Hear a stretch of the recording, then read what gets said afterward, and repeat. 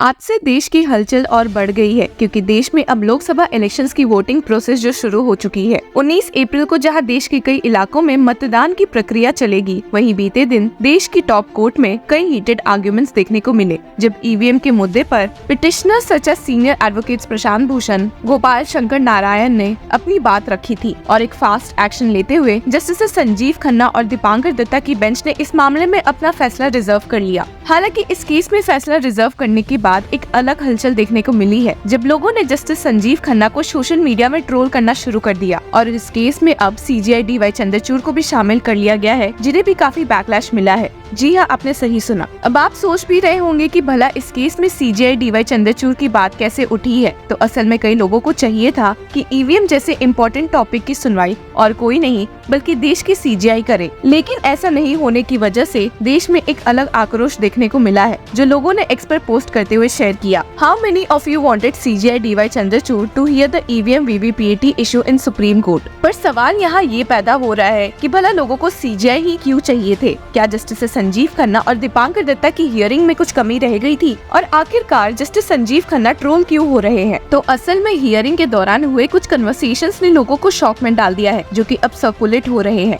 Shocking events during today's EVM and VVPAT case in Supreme Court. ECI, no mismatch ever recorded between EVMs and VVPAT slips. Justice Khanna, if there has never been any mismatch, it speaks for itself. Petitioner advocate, there is a mismatch. They say that mock polls may be added by mistake. That may be the answer. Awkward silence. Justice Khanna to ECI. What about Falna, Dhikana, etc. jumps to another topic. This is really weird and raises some serious questions. Why is Justice Khanna not taking petitioner's objections? Why is he jumping to another question without concluding the first? Is Justice Datta not speaking enough or not allowed to speak enough? सिर्फ यही नहीं बल्कि आपको ध्यान भी होगा कि justice Sanjeev Khanna ने सीनियर एडवोकेट प्रशांत भूषण को फटकारा भी था और ये बात भी वायरल हो चुकी है। Shocking, this is exactly what happened right now in Supreme Court. Justice Khanna to Prashant Bhushan, now you are going too far, everything can't be suspected. Please also appreciate if ECI have done something good. You need not understand the technical elements.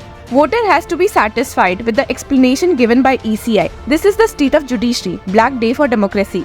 यहाँ से जो justice Sanjeev Khanna की trolling शुरू हुई है, वो रुकने का नाम नहीं ले रही, जब एक दूसरे ट्वीट में ये कहा गया कि जस्टिस संजीव खन्ना ECI के कई पॉइंट से डिसअग्री तो कर रहे थे, पर इसके बावजूद भी वे सीनियर एडवोकेट प्रशांत भूषण से अग्री नहीं कर रहे थे और तुरंत ही इसे ब्लैक डे फॉर डेमोक्रेसी करार कर दिया गया। This man is Justice Khanna. He is convinced that there is shortcomings and flaws in current system. He is convinced that many voters don't have faith in EVMs. He has asked questions to ECI on VVPAT and ECI sounded nervous. He said he want voters' faith to be restored in voting, but he didn't agree with Prashant Bhushan and opposition parties to tally VVPAT and EVMs count in Lok Sabha 2024. Instead, he is wasting time on useless questions. Black day for democracy. मामला यहाँ शांत नहीं हुआ है इसलिए भी क्योंकि बात ऐसी है कि जस्टिस संजीव खन्ना सीनियोरिटी के बेसिस पर सीजेआई डीवाई चंद्रचूड़ की रिटायरमेंट के बाद सीजेआई बनने वाले हैं और वो भी 6 महीने के लिए। तो लोगों के मन में डर है कि उनके कार्यकाल में देश का क्या ही होगा और ये डर एक ट्वीट के जरिए शो भी हुआ है।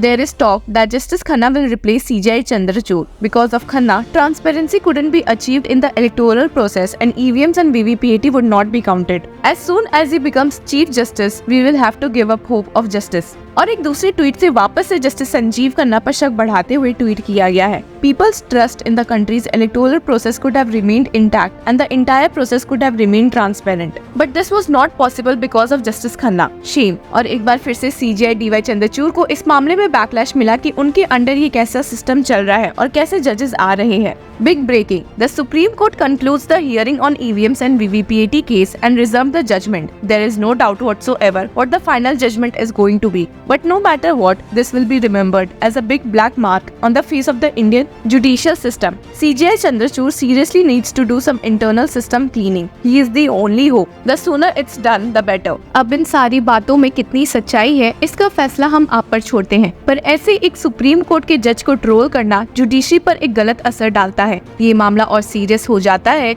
जब आए दिन सीजेआई डीवाई चंद्रचूड़ ने ट्रोलिंग के एस्पेक्ट में इतने खुल के पॉइंट्स रखे हैं और यहाँ तक भी माना जाता है कि कई लोग अपने freedom of speech and expression के फंडामेंटल राइट का मिसयूज करते हैं। अब इन सारी बातों में कितनी सच्चाई है, इसका फैसला हम आप पर छोड़ते हैं। पर आपको बता दे कि हियरिंग के दौरान सुप्रीम कोर्ट की बेंच इलेक्शंस प्रोसेस में की गई मैनिपुलेशन के पेनल्टी से काफी असहमत दिखी है। सुप्रीम कोर्ट बेंच ने कहा कि ये पेनल्टीज बहुत कम है और स्ट्रिक्ट एक्शंस उनके खिलाफ उठाने चाहिए जो कि इलेक्शन प्रोसेस के साथ खिलवाड़ करे। पर आपको बता दें कि क्योंकि ये पार्लियामेंट के अंडर आता है स्ट्रिक्ट लॉज बनाने का जिम्मा, तो सुप्रीम कोर्ट बेंच ने इस पे ज्यादा कमेंट नहीं पास किया। ECI की ओर से मौजूद होकर जब सीनियर एडवोकेट मनिंदर सिंह ने पॉइंट्स रखे थे तो जस्टिस खन्ना ने उनसे सवाल करते हुए पूछ लिया, either you point out or some officer from the Election Commission can point out the whole process to us, how the VVPATs are initially calibrated, at what stages do the candidates or their representatives are involved, and what sort of storage or mechanism are there to ensure that there is no tampering और possibility of tampering.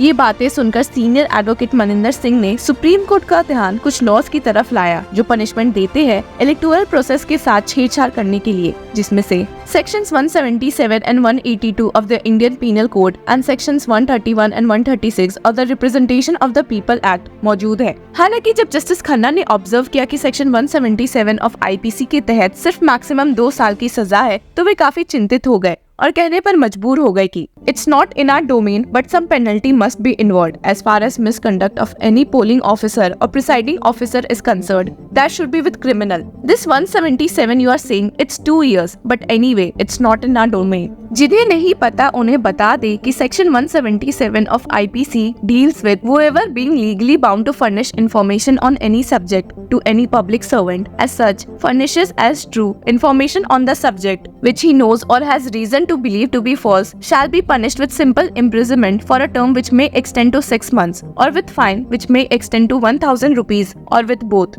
or if the information which he is legally bound to give respects the commission of an offence or is required for the purpose of preventing the commission of an offence or in order to the apprehension of an offender which imprisonment of either description for a term which may extend to 2 years or with fine or with both। सिर्फ यही नहीं, supreme court bench ने काफी चिंता भी जताई and further commented that any of the polling officers or presiding officers not complying with the mandate would be a very serious thing। और वहीं जब सीनियर एडवोकेट मनिंदर सिंह ने section 134 of RPA breaches of official duty in connection with elections की ओर ध्यान आकर्षित किया तो justice Khanna वापस से परेशान दिखे क्योंकि it only involved a fine of ₹500। हालांकि सीनियर एडवोकेट ने यहाँ सुप्रीम कोर्ट बेंच को वापस से मनाने की कोशिश की और उनसे रिक्वेस्ट किया to look at section 136 subsection 2 of RPA which stipulates that a returning officer, presiding officer, other person entrusted with official duty in connection with election guilty of an electoral offence listed in section 136 like defacing, destroying ballot papers shall be punishable with imprisonment up to 2 years or fine or both। पर बात ऐसी है कि अगर हम खुद एक नजर डालें तो ये सब इतने सीरियस पनिशमेंट्स नहीं है। तो देखते हैं कि क्या आने वाले दिनों में पार्लियामेंट इसमें कोई चेंजेस लाती है या नहीं।